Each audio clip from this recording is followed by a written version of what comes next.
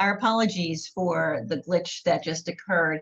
Good afternoon and welcome back to HDSA ME, a new limited educational series that will offer the HD community weekly programming designed to help us cope while we continue to keep safe by social distancing. Today we are really excited to welcome Drs. Lori Quinn and Nora Fritz. Dr. Quinn is a research physical therapist at the HDSA Center of Excellence at Columbia University, and her current research focuses on evaluation of physical activity and exercise interventions in Huntington's disease and other neurodegenerative diseases. She is co-author of the new clinical practice guidelines for physical therapy in Huntington's disease with co-authors Monica Busse, Nora Fritz, Deb Kegelmeyer, and Kloss and Ashwini Rao. Dr. Nora Fritz is an assistant professor in the physical therapy program and the Department of Neurology at Wayne State University.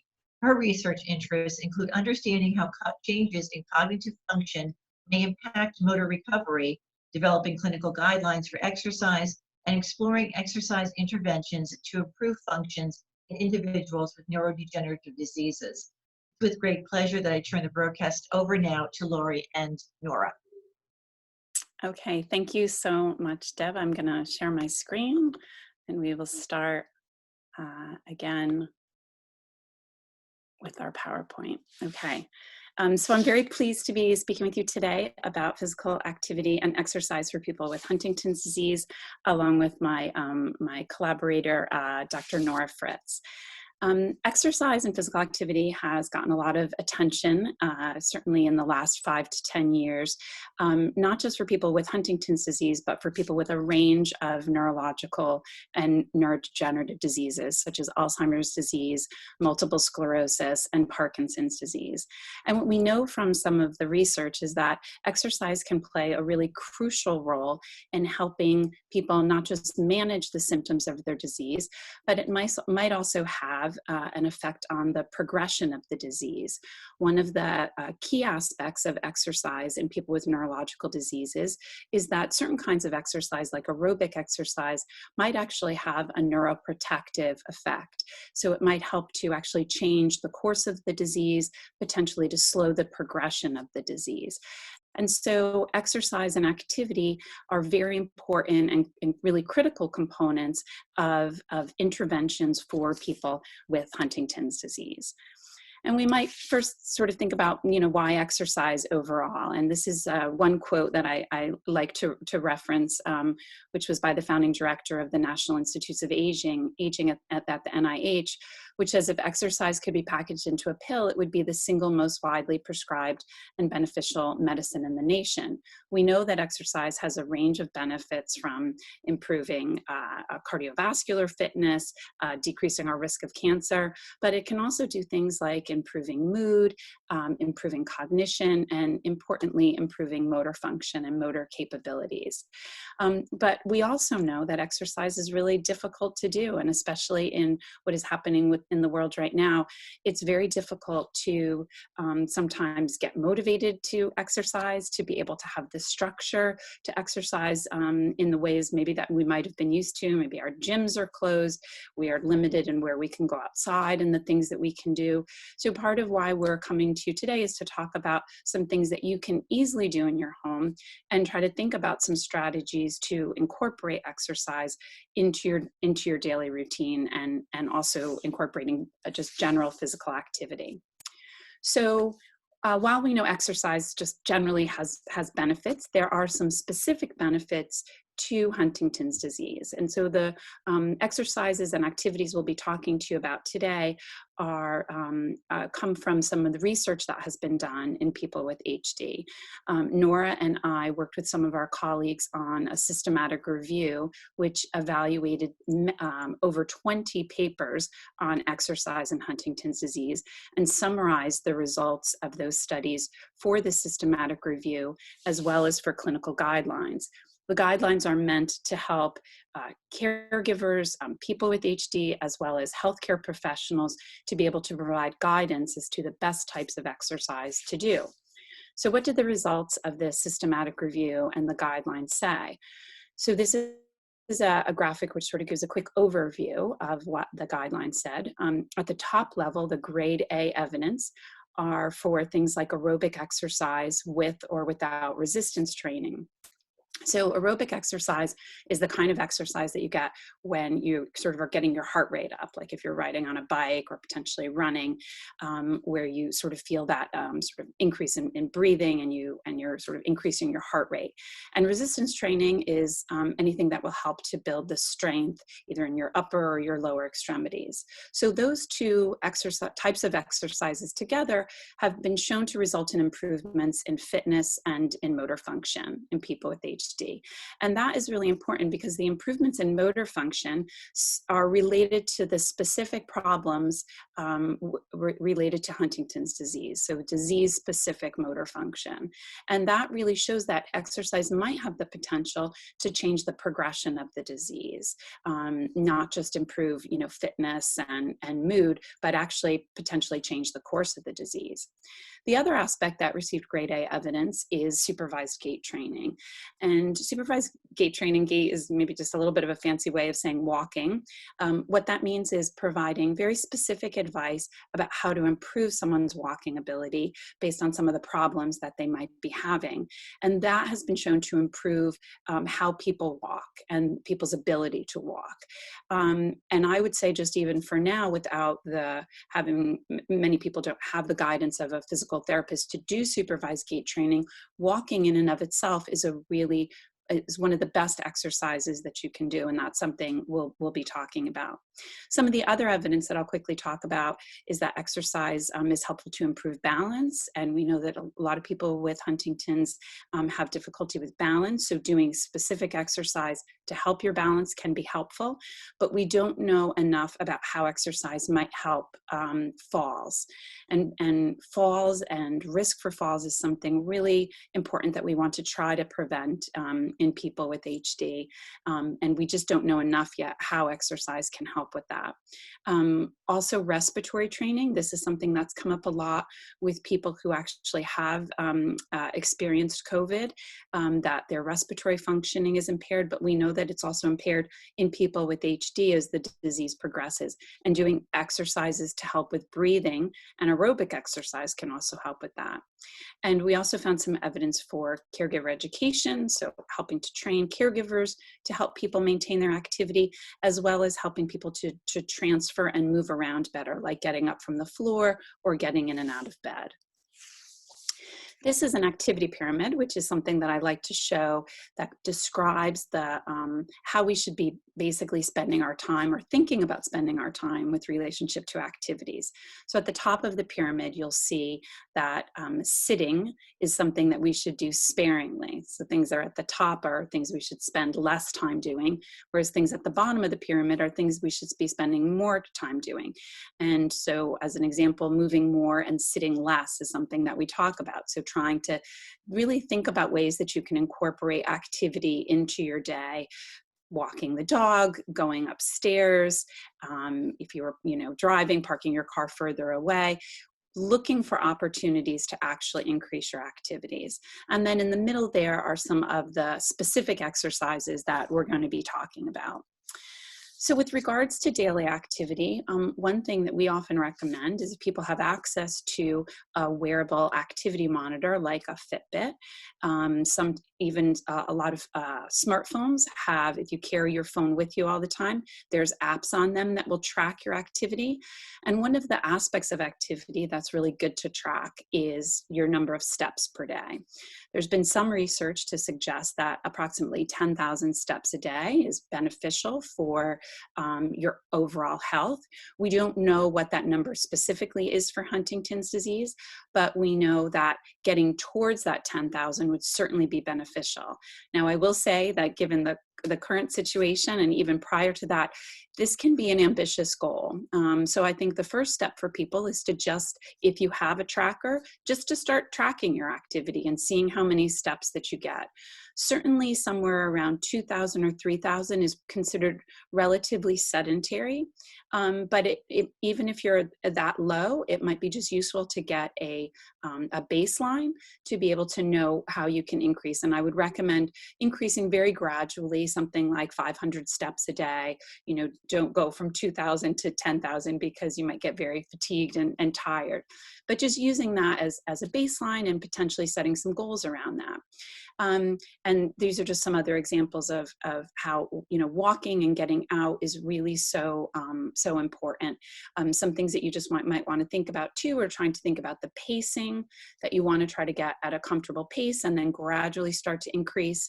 And you can also be mindful of your arm swing. The more you swing your arms, the more you're actually getting a little bit more of an intense workout when you're walking. Now I'm just going to quickly review some of the exercises, and then these are some that I'm going to be demonstrating in a little bit. But there are 4 main types of exercise: aerobic, resistance, flexibility, and neuromotor. And I'm just going to go through each of these, just generally describe what they are. So aerobic exercise, as I mentioned, sort of where your heart rate is getting up. There are specific guidelines for each individual, mainly based on your age, about what your heart rate should be. And so that's something that you can look up. But a general guideline is if you take the number 220 and you subtract your age, that's going to be your maximum heart rate, like the maximum that you would get if you were exercising. And then you can roughly take about 60 to 65%, anywhere to maybe 80% of that number. And that's your heart rate range. And that's a very just general guideline about how intense you should be working out when you're trying to get an aerobic benefit. And that's another benefit of having something like the Fitbit, is that can provide your heart rate range for you. So you can do things like, if you have access in your home to a treadmill or a bicycle, but you can also get aerobic benefits by simply walking up and down the stairs multiple times, or walking outside and going up and down hills. And then I'm also going to show you some kinds of exercises that you can do just from standing, where you can get an aerobic benefit. Resistance exercises are where you get an increase in strength. So it's repetitive exercises against resistance that are with the aim to build muscle strength. Going from sit to stand multiple times is an example of that. And also any activities where you're lifting weights. And again, we'll show some examples. The third component is flexibility or stretching. This is really important in people with Huntington's disease, because some of the problems that result from the disease are some problems called dystonia, where the muscles kind of pull and there's an imbalance in the way that the muscles are pulling. And that causes some imbalances, and people might be leaning over to one side or pulling backwards, or one hip might be pulling back in a certain direction. And so doing exercises that help to keep the trunk muscles flexible and the legs and the arms flexible are really important to help counteract some of those issues. The last component is what we call neuromotor or balance exercises. Again, we know that in Huntington's disease, oftentimes balance and risk of falls can become an issue. And so being proactive or trying to do exercises that can help with balance are really important. There's a lot of resources available right now online. I'm just, one of the figures here is a Dance for Parkinson's Disease, which actually has some really wonderful videos that are free of charge now during the pandemic. And also doing things like Tai Chi or yoga. Those are all wonderful ways that people can work on their balance through different activities. All right, so I'm going to turn it over to Nora now, and she's going to talk a little bit about overcoming challenges, and then we'll come back and do some demonstrations. Thanks, Lori. Lori's done a really nice job of explaining some barriers already and things that we hope to overcome today, which is the idea that we're not typically exercising in our homes all the time. So we'll provide you with some examples of exercises that you could do in your home with limited equipment to hopefully overcome that challenge. Some other common challenges that we hear are that people don't feel like they have enough time in their schedule, especially if they're working or they have other home responsibilities. So our recommendation is to really set aside a bit of time, even if it's just 10 minutes a day, to do some exercises. And again, we'll use this principle of starting slow and setting reasonable goals. So rather than going from 2,000 steps per day to 10,000 steps per day, or 0 minutes of exercise to an hour, we start with this 10-minute goal. That's a really reasonable goal. You might also set an alarm on your phone to remind yourself to stop and do some exercising. And the other thing we like to recommend is to really incorporate exercise into your day. So if there's a program that you like to watch on the television, make it a point to pause and do some exercise, or at the commercial break to do some sit to stands, or sort of incorporate those exercises into your day. Nope.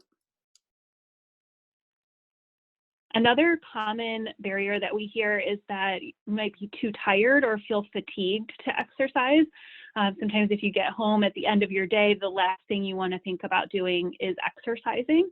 But something that's important to remember as you're starting a new exercise program is that exercise can actually be give you a little bit more energy, give you a little energy boost. And so starting to incorporate it into your day can help to overcome some of that feeling of fatigue. So things to think about when you're overcoming this barrier of tiredness or fatigue is to think about when you have the most energy. So if you have the most energy in the morning, maybe try to build your exercise or physical activity program around that. And the other things to think about are really prioritizing what needs to get done in your day so that you have the most energy to do that. So that's an idea of conserving energy for those tasks that you really need to get done during your day. If you set a routine for going to bed and waking up, that can also help to structure your day and build time for exercise.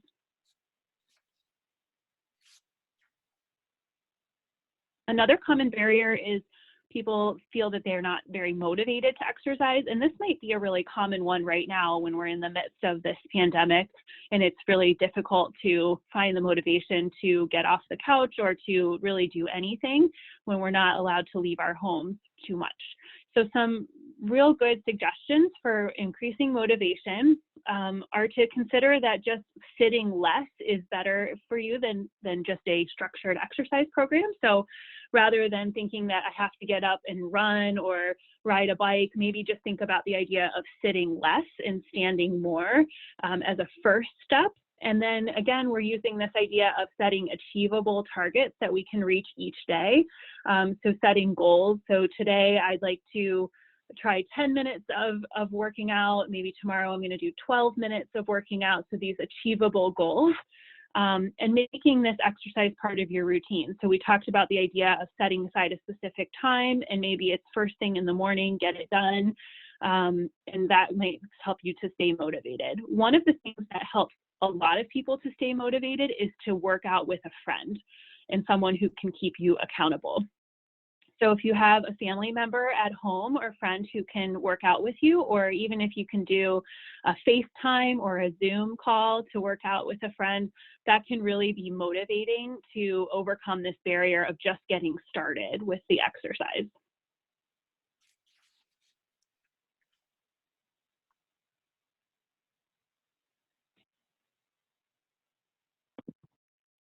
Okay. Another barrier is the idea that maybe you're not sure if you're doing the exercises correctly. And so a good way to overcome that is just to start with a few exercises that you feel really confident with.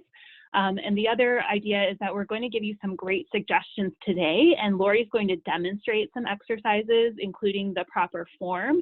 So hopefully you'll be able to refer back to this video and really take a look at her form as a way to check and make sure that you're doing the exercise correctly. You can also ask a friend or a family member to look at your form as you're exercising and give you some feedback. And if you're working with a coach or a physical therapist who can see you via telehealth, they would also be able to comment on form.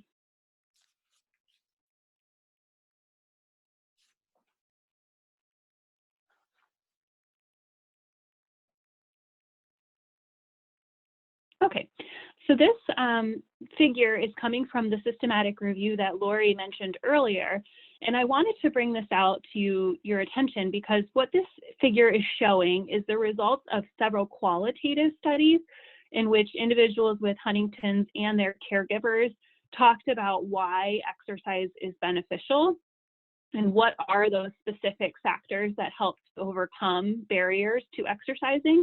And I want to draw your attention specifically to the green box, because one of the things that was mentioned most commonly was the idea of identifying a committed caregiver or friend who can help you stay accountable for exercise and help motivate you. And that was really a key facilitator for overcoming a lot of the barriers that individuals identified, which could include any number of things that we didn't even mention, which might include things like physical barriers or cognitive barriers, but also that idea of motivation.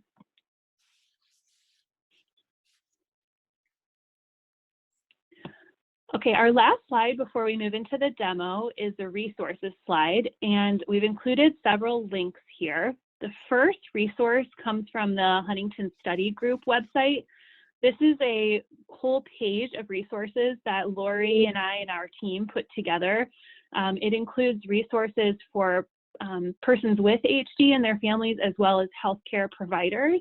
So I encourage you to click on that link and check out all of these different resources. It will direct you to different web pages and videos that could be helpful. The second resource is the Move to Exercise videos. This came from a research study that Dr. Quinn headed, and it has specific videos that were designed for persons with HD. It includes a really nice set of exercises that you can try at home. So I encourage you to check out those. And then the last resource we wanted to bring to your attention is called Fitness Fridays with the Parkinson's Foundation. This is a brand new initiative that's being put forward during the pandemic. And the videos from the last two webinars are posted online for free. And then there are several upcoming webinars, and the exercises are really nice and could be a nice way to participate at home. It could be even a scheduled thing that you're looking forward to participating in as a way to get started with exercise.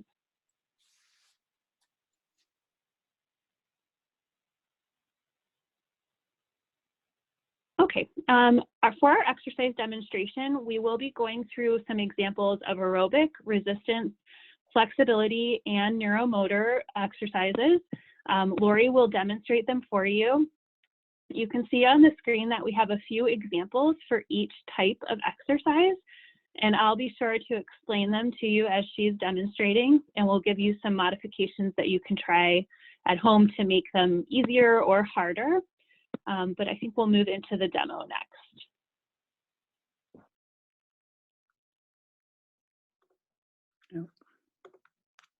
Okay. Yeah, whenever you're ready, Nora. All right, great. So the first block that we're going to start with is the range of motion or flexibility block. And so I'm just going to ask Lori to assume really nice posture with her shoulders back, sitting up in the chair, and before she starts these exercises. So if you're at home trying them, make sure you sit up nice and tall. We've been in front of our computers for a few minutes. Resume that good posture. And she's going to do some neck range of motion. So this will include bending her neck to the side to get some nice, a nice stretch. And it's important to have that good posture before you begin so that you get the right kind of stretching. So she'll perform a few repetitions and then we'll move on. And you can see that she added her arm there to give a little extra stretch at the end. So if you feel like you want to add a little bit of extra stretch, you can use your arm to help pull on your head a little bit.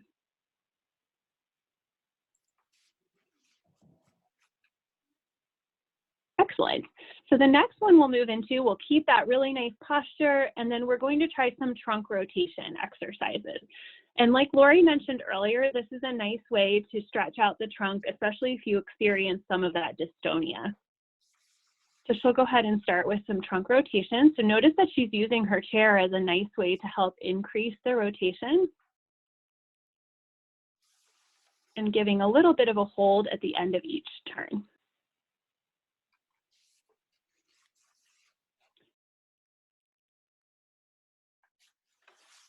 Very nice.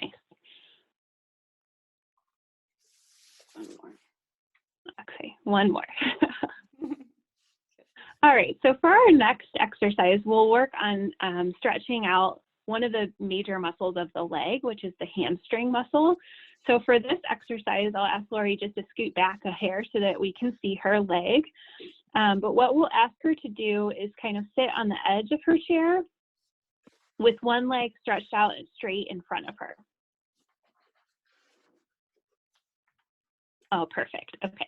And so she'll scoot to the edge enough that she can get her knee kind of straight there. And she's got that really nice posture again, and she'll hinge forward at the waist. So bending forward at the waist, and she should get a really nice stretch in her hamstring. Yeah.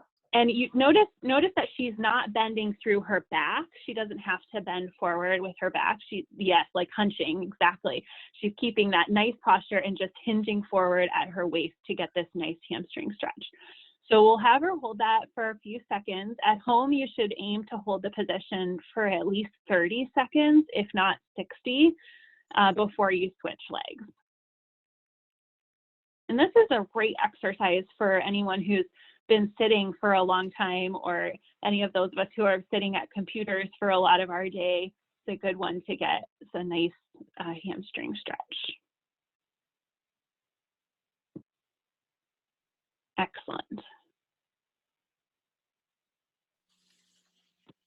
Okay, so those are the 3 exercises that we'll emphasize for the flexibility block. And next we'll move on to strengthening or resistance training. Lori's going to start with several upper body strengthening exercises. So I'll ask her to grab her hand weights, which today look like soup cans. If you don't have weights at home, soup cans or cans of fruit or whatever cans you have, just as long as they're the same weight, can work just as well. So for this first exercise, she's going to start with her arms by her sides and work on a biceps curl. Perfect. So notice she's going from an extended or straight elbow and then slowly curling up. Very good. And once she completes several repetitions of that, we'll move on to an overhead press, in which she'll be starting with the weights near her shoulders and then pushing upward, nice and slow. And we can even combine that with the biceps curl exercise. Excellent. So we get this nice full arm movement. As you're trying this at home, be sure to emphasize form over repetition. So making sure to do it correctly and slowly rather than really fast and a lot of repetition.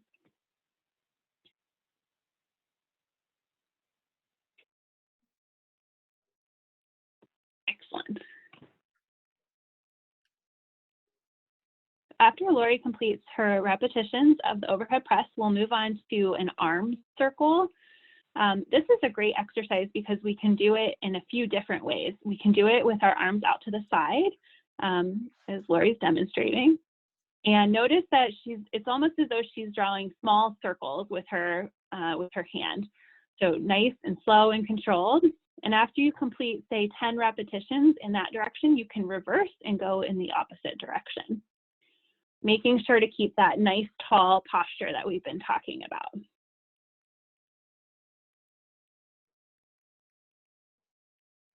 We can also modify this exercise slightly or do it in a different way by taking the arm circles to the front of our body to give us a different sort of strengthening movement.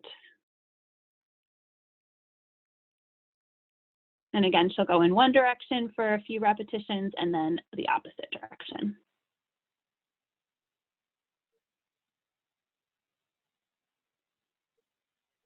Perfect.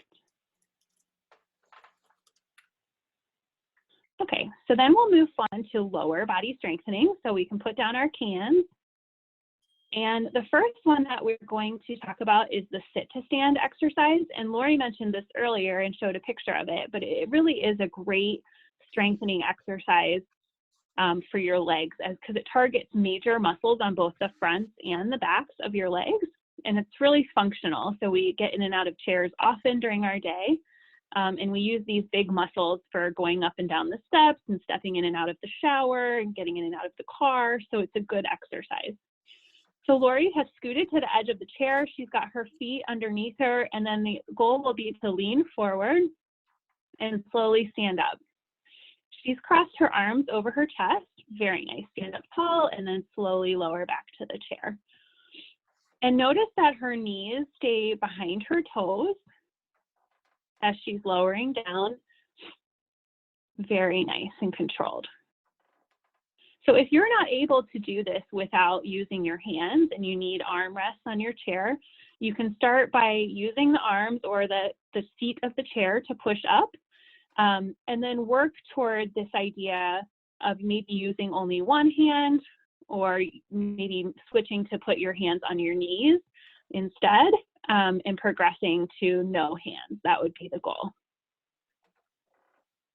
One way you can make this exercise more challenging is to add a mini squat.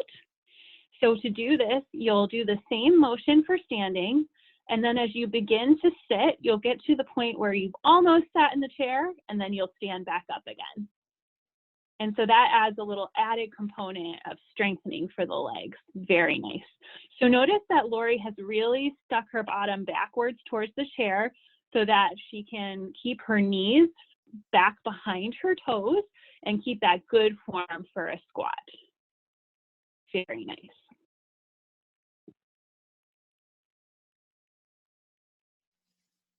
We'll have her do one more rep and then we'll move on to our lunges. She's going to get her workout in today.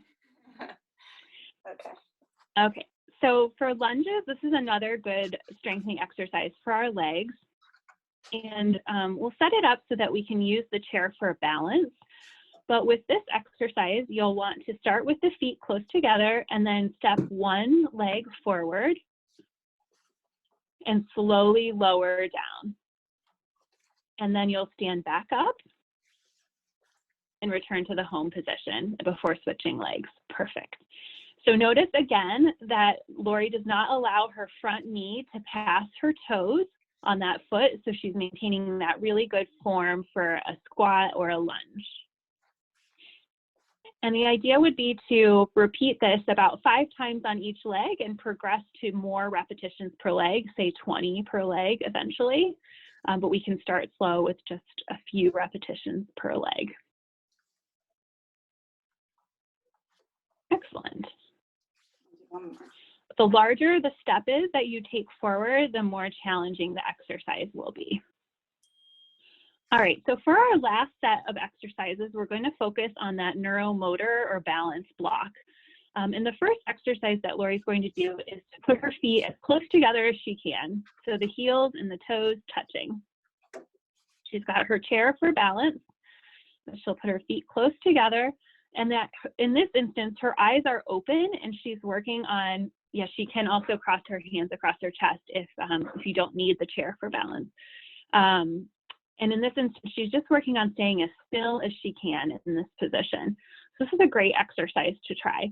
If we wanted to make this exercise more difficult, she could try it with her eyes closed. And we definitely want to emphasize safety here. So in this instance, she's actually perfectly set up for safety. She's got her chair next to her, and she actually has a seat behind her and a wall on the other side if she were to need to grab onto anything. If you can't get the same setup at your house, maybe asking a friend or a family member who might be with you to kind of guard you as you try the exercise to maintain safety would be a good idea. Okay, so we can also progress this exercise by moving into a tandem position. So that means one foot directly in front of the other. This tends to be a really challenging exercise for individuals, and you might remember it if you are a person with HD from your neurologic exam. Your doctor probably has you walk this way, but this is a really challenging position to hold. So you can choose which foot goes in the front and which foot goes in the back, but we'll practice with both. And you'll notice that Lori has it set up so that her chair is there in front of her for extra balance if she needs it. And she's going to switch feet. Perfect. And we'll work on holding these exercises for 10 seconds to start, working up to 30-second holds. You can also make this exercise more challenging by closing your eyes, but again, that would be much more challenging. The last exercise we're going to emphasize is standing on a pillow. So you can use a couch cushion or any other pillow that you might have at home. I'd encourage you to put a towel over it if you're concerned that your shoes might get it dirty. Perfect. So having this kind of unstable surface really challenges balance. So you definitely want to have a chair or a wall nearby to hang on to if you need it. Notice that the closer you put your feet together, the more challenging this exercise will be. So we definitely start with our eyes open here and just trying to stay steady for 10 seconds, moving up to 30 seconds over time. So Lori's able to take her hand off the chair and put her hands across her chest as she's balancing. And again, you could add eyes closed to this if you really wanted a significant challenge. But for most of us, we would just stick with the eyes open condition. Very good. We do have one more block of exercises. This is our aerobic exercises. So we'll ask Lori to put away her pillow. And our first aerobic exercise that we're going to talk about is marching. So Lori mentioned earlier that these aerobic exercises are all about elevating the heart rate and getting a little bit breathless. There's a good ways to do this at home, even if you don't have an exercise bike or a treadmill. And so marching is a great one.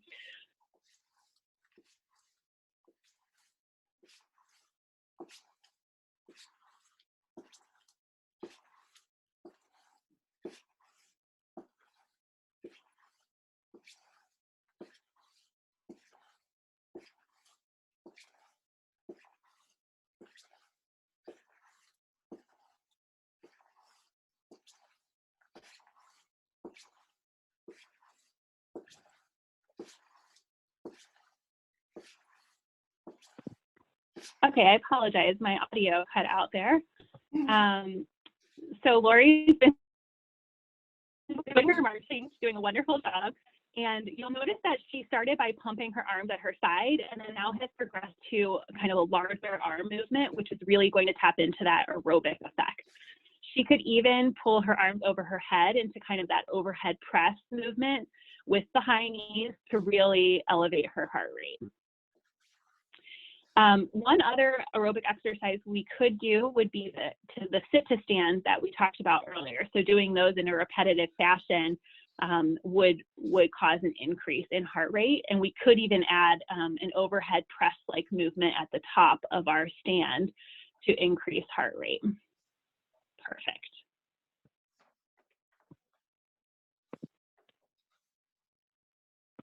So I want to thank Lori for being just an excellent model, and then I'm going to turn it back over to her for our last little bit here. Okay, good. Now I'm out of breath, Nora. Those were good exercises. Yeah. Good, it worked. So, great. So I hope that gave you a nice kind of overview of the range of things you could see. I'm in my basement. We just have a chair, some soup cans, a pillow. These are all things that you can do with things that are available in your house. You can see I'm still out of breath. It's definitely a good exercise.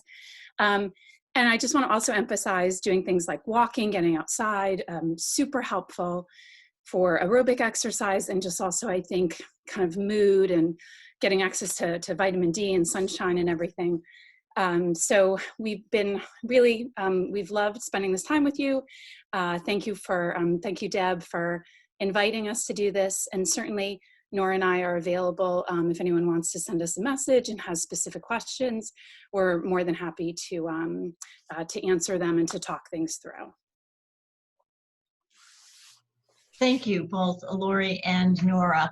If you do want to pose a question to either of them, you can send us an email at hdsainfo@hdsa.org. That's our general mailbox, and just put in the title or subject line that you want to ask a question to Lori or to Nora, and we'll be forwarding it then to them for them to reply. But this was a really great session. I know I was a little out of breath at the end of it too. And you know, we hope that everybody has enjoyed this session, and it is recorded, so you can go back after, you know, in early next week and go back through it and pick out the favorite exercises that you found today, and you know, start using them as a regular part of your routine. We hope that you're going to join us next Thursday at 2 when we are going to be sharing music with Mike Limbiblu. And for that session, he asked that you collect any percussion instruments you may have or any household items like pots, pans, and spoons that will make noise.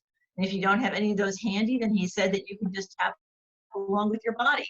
So until next week, stay safe, stay strong, and thank you again for being here.